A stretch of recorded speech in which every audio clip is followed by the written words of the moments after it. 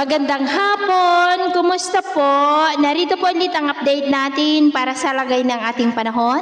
Ngayong hapon po ng March 25, 2024 na kung saan sa ngayon ay wala po tayong binabantayan na anumang sama ng panahon sa loob at labas po ng ating area of responsibility. Easterlies pa rin ang hangin na patuloy po na umihip dito sa ating bansa na siya pong nagdudulot ng mga isolated rains lalo na po sa silangang bahagi ng Visayas. At ito naman po pinapakita ng forecast model natin pong ginagamit hanggang po sa susunod na 2 linggo. At sa lagay ng ating panahon ngayong hapon ay maayos ang panahon sa malaking bahagi ng ating bansa pero may tsansa pa rin ng maulap na kalangitan with isolated rain sa may Samar provinces, Leyte, Bohol, Cebu, Caraga, Northern Mindanao, ilang bahagi ng Davao at Southern Palawan. At mamayang gabi ay posible pa rin pong mga isolated rain sa ilang bahagi po ng ating bansa, lalo na po dyan sa may Kabisayaan at Mindanao.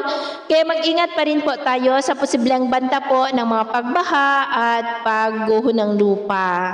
At sa atin naman pong mga baybayin dahil sa easterlies ay maalon pa rin sa mga baybayin ng Northern Samar, Eastern Samar at Surigao provinces seaboard ng mga alon ay posible po na aabot hanggang po sa 1.8 to 2.5 meters height. Kaya iwasan muna natin ang papalaot dyan po sa mga may kulay pula para mas makaiwas sa mga sakunang pangkaragatan. So yun po ang latest update natin sa araw na ito. Ito po muli si James na nagsasabing sa kahit anong pagsubok po na darating sa ating buhay, huwag na huwag po tayong mawawalan ng pag-asa. Thank you and God bless!